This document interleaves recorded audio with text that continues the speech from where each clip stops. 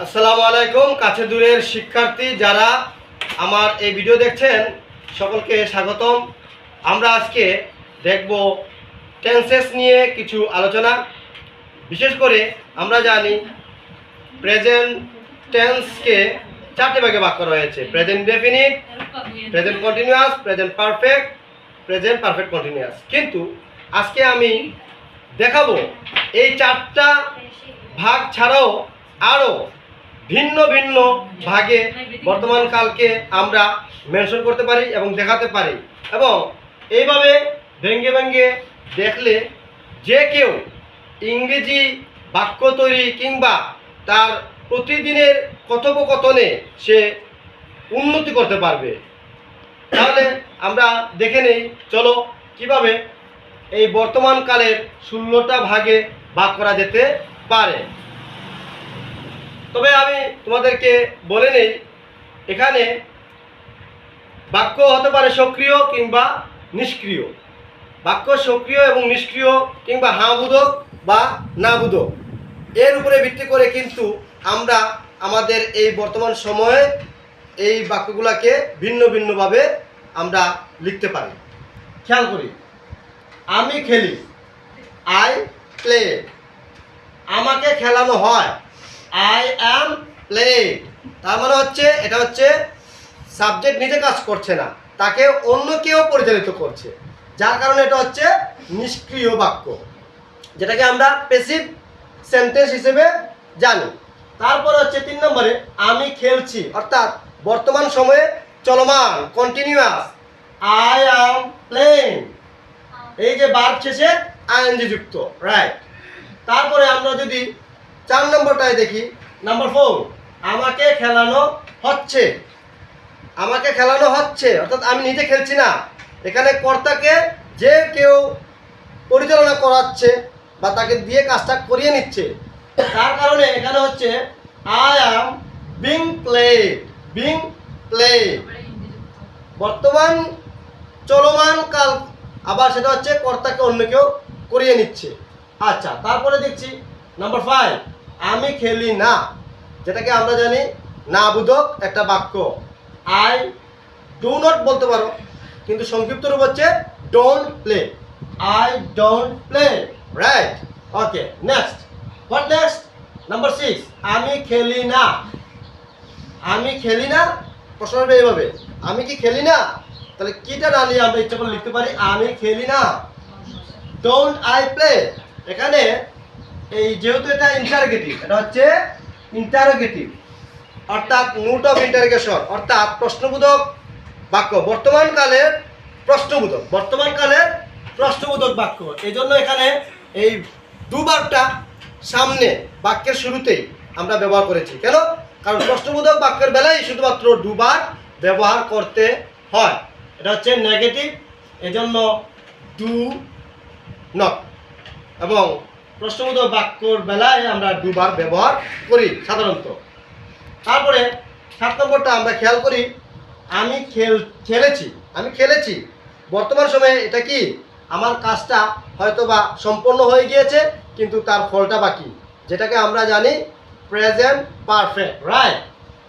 I have played, I have played. যদি third person singular number হতো তাহলে আমরা লিখতাম যেমন সি অথবা হি বা নুহান বা দিহান, সেক্ষেত্রে আমরা লিখতাম নুহান হ্যাজ প্লে। প্লে হ্যাজটা আসতো। তারপরে আমরা দেখি 8 নম্বরে, আমাকে খেলানো হয়েছে বর্তমান সময়ে, মানে কাজটা শেষ করা হয়ে গিয়েছে কিন্তু অন্যের দ্বারা, রাইট। ওকে, দেখে নেই তখন কি হবে, আই হ্যাভ বিন প্লেড। তোমরা একটা জিনিস খেয়াল করো, এখানে এই হ্যাভ ভার্ব যখন, তখন কিন্তু প্যাসিভের বেলায় বিন যুক্ত হয়েছে, বিন, রাইট। ওকে, লেটস আমরা নেক্সট বাক্যটা দেখে নেই। নাম্বার 9, আমাকে খেলতে হবে না। আমাকে খেলতে হবে না, I don't have to play. Two play, খেলতে, এটা হচ্ছে আমরা ইনফাইনিটিভস বলি, অর্থাৎ যে ভার্বের শুরুতে মানে প্রথমেই কি থাকবে, টু থাকবে, ইনফাইনিটিভস। যেমন যেতে, টু গো, পেতে, টু গেট, দিতে, টু গিভ, এরকম। আই ডোন্ট হ্যাভ, মানে এর মানে বোঝানো গেল যে আমাকে মানে হবে না টু প্লে, খেলতে। তারপরে নাম্বার 10, 10 নম্বরে কি দেখো, আমি 1 ঘন্টা খেলছি। এখন বর্তমান কাল অর্থাৎ বর্তমান সময়ে কোনো কাজ দীর্ঘ সময় ধরে চলছে যদি বোঝায়, তাহলে সেটা হচ্ছে present perfect continuous. Present perfect continuous, যেটা বর্তমান সময়ে দীর্ঘক্ষণ যাবৎ চলছে, এরূপ যদি বোঝায়, তাহলে আমরা কি দেখি এখানে বিভার্ব হিসেবে যুক্ত হয়েছে হ্যাভ বিন বা হ্যাজ বিন যুক্ত হতে পারে। তারপরে মূল ভার্ব হচ্ছে প্লে, প্লের সাথে কি আইএনজি যুক্ত, কারণ যেহেতু এটা কন্টিনিউয়াস। প্রত্যেকটা কন্টিনিউয়াস ভার্বের অর্থাৎ সেন্টেন্সের রূপের সাথে আইএনজি যুক্ত হবে মূল ভার্বের শেষে।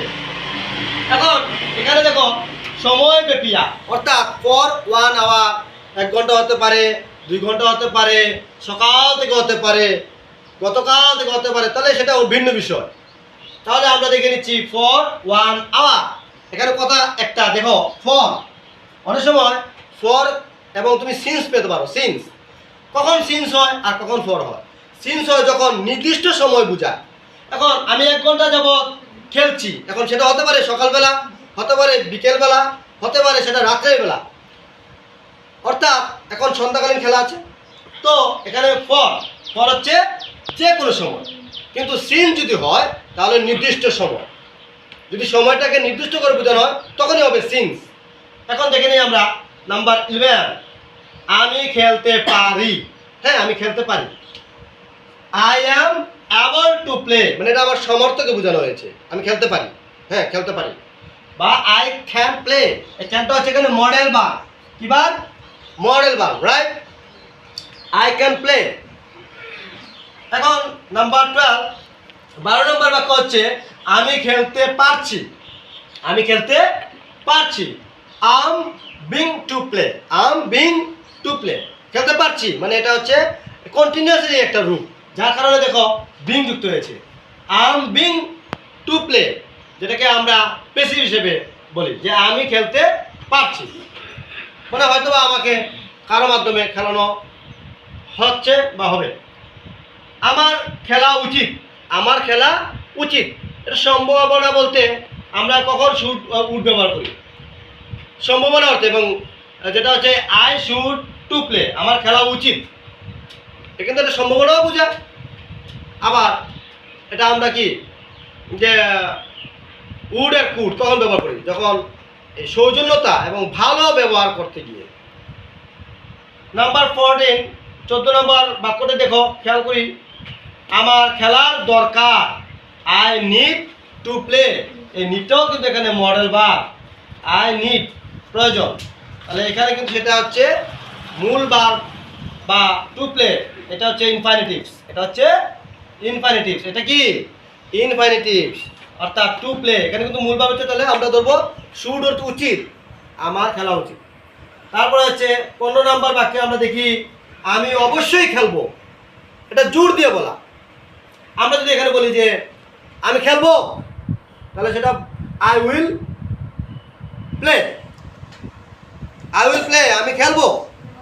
কিন্তু যখন আমরা মাস্ট দিব তখন বোঝা যাচ্ছে এটা বর্তমানকালে এটাকে জোর দিয়ে বলা, আই মাস্ট প্লে।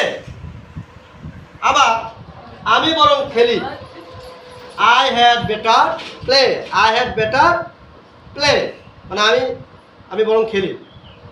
তাহলে আমি তোমাদেরকে আজকে কিছুটা হলেও বর্তমান সময়ে শুধু 4টা যে অংশে বিভক্ত করা যায়, সাধারণ বর্তমান, চলমান বর্তমান বা ঘটমান বর্তমান বা পুরা গঠিত বর্তমান বা পুরা গঠিত চলমান বর্তমান, এই 4টা ভাগে আমরা জানি। কিন্তু তার বাইরে গতানুগতিক কেউই তোমাদেরকে বোঝাতে চেষ্টা করেন না বা তোমরাও চেষ্টা করো না। আজকে তোমরা দেখে নিলে এই ভিডিওর মাধ্যমে, আশা করছি সকলে উপকৃত হবে। আমি মনে করি শুধুমাত্র মাধ্যমিক শাখার শিক্ষার্থীরাই এগুলো বাক্য জানবে না বা শিখবে না এমন নয়, এগুলোর চর্চা করতে পারে, 4র্থ শ্রেণী থেকে শুরু করতে পারে। তাহলে সকলে উপকৃত হবে। আজকে এই পর্যন্ত, সকলের জন্য শুভকামনা রইল। পরবর্তী ভিডিও দেখার জন্য আমাদের সাথে যুক্ত থাকবেন। মাস্টার হ্যান্ড স্কুল, মহলা বরমচাল। সবার জন্য শুভকামনা।